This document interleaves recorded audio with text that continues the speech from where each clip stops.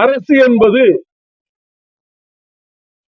சட்டமன்றம், நிர்வாகத்துறை, நீதித்துறை ஆகிய 3 இலகுகளை கொண்டது. Legislature, executive and judiciary. They should be independent and interdependent. They should not cross swords with the other wing. But in Tamil, in Tirukkural, about justice there is a couplet. சமன் செய்து சீர்தூக்கும் கோல்கோல் அமைந்தொருபால் கோடாவை சார்ந்தோர்க்கு அணி. துலாக்கோல் நிலையிலே நிற்க வேண்டும். நீதி தேவதை அப்படித்தான் நீதி வழங்க வேண்டும். எகிப்திலே 5000 ஆண்டுகளுக்கு முன்னாலே நீதி எப்படி இருந்தது என்றால், நீதி தேவதையின் கண்களை கட்டி விடுவார்கள். ஒரு கையிலே வாள், ஒரு கையிலே தராசு. இது அப்படியே கிரேக்கர்களும் ரோமர்களும் நீதி தேவதையை எப்படித்தார் அவர்கள் சித்தரித்தார்.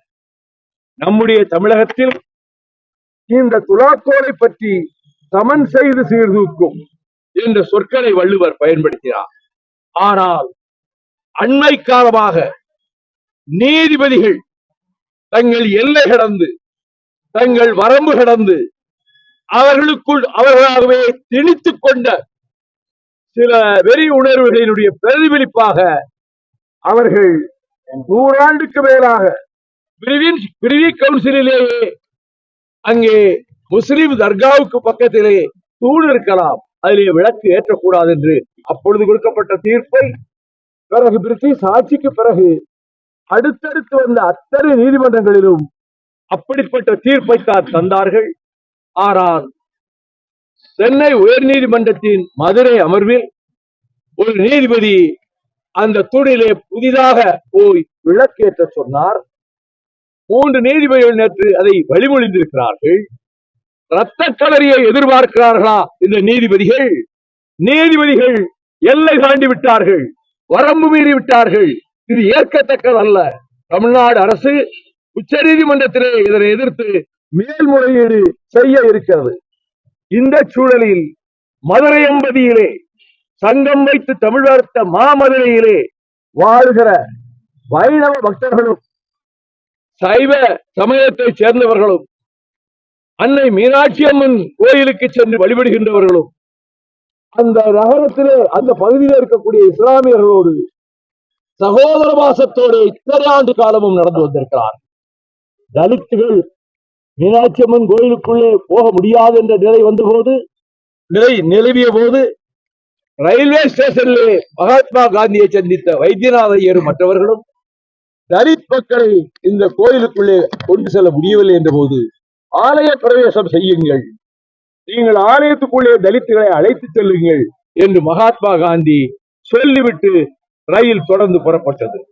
ஆனால் தலித்துகள் கோயிலுக்குள் வந்தால் வெட்டுக்குத்து நடக்கும், தலைகள் செய்வப்படும் என்று ஒரு காலி கூட்டம் மிரட்டி பார்த்தது.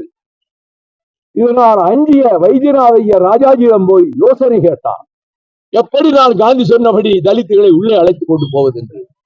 அவர் சொன்னார், பசும்பொன் முத்துராமலிங்க தேவர் இருக்கிறார், அவரை போய் சந்தியுங்கள், நான் அனுப்பியதாக சொல்லுங்கள், அவர் உரிய பாதுகாப்பு கொடுப்பார் என்றார். உடனே பசும்பொன் தேவர் பெருமான் ஒரு துண்டறிக்கை வெளியிட்டார். அன்னை மீனாட்சி அம்மன் கோயிலுக்குள் தலித்துகளோடு, ஆதி திராவிடர்களோடு, தேவேந்திர மக்களோடு உள்ளே செல்லுகிற போது அவர்கள் அடியேனும் உடன் வருவேன், யாராவது வாளை ஆட்ட நினைத்தால் வெட்ட நறுக்கப்படும், விளைவுகள் உங்களுக்கு மோசமாக அமைந்துவிடும், எச்சரிக்கை என்று துண்டு பிரசனம் கொடுத்து ஒரு ஜட்டாவிட ஒளிபெருக்கி வைத்து நகரம் பூராவும் பிரச்சாரம் செய்ய வைத்தார். திட்டமிட்ட நாள் வந்தது, யாரும் குறுக்கிடவில்லை. தலித்துகள் ஆலய பிரவேசம் இந்தியாவிலேயே எங்கும் இல்லாத அளவுக்கு இங்கே வெற்றிகரமாக நடந்தது. அப்படிப்பட்ட சகிப்புத்தன்மைக்கும் சகோதர வாசத்துக்கும் சமத்துவத்துக்கும் அடையாளமாக திகழ்ந்து வருகிற தமிழ் வளர்த்த மாமதுரையில், மாநகர் மதுரையில் இந்துக்களும் இஸ்லாமியர்களும் அண்ணன் தம்பிகளாக இதுவரை வாழ்ந்து வருகிறார்கள். அவர்களை மதவெறியை தூண்டிவிட்டு கலவரத்தை ஏற்படுத்த முயற்சிக்கின்ற சில இந்துத்துவா கூட்டத்துக்கு இந்த நீதிபதிகளுடைய தீர்ப்பு சாதகமாக போய்விட்டது. அங்கே இரத்தக்கணி ஏற்பட்டால் அதற்கு முழு பொறுப்பும் தீர்ப்பளித்த நீதிபதிகளே சாரும் என்று நான் பகிரங்கமாக சொல்லுகிறேன்.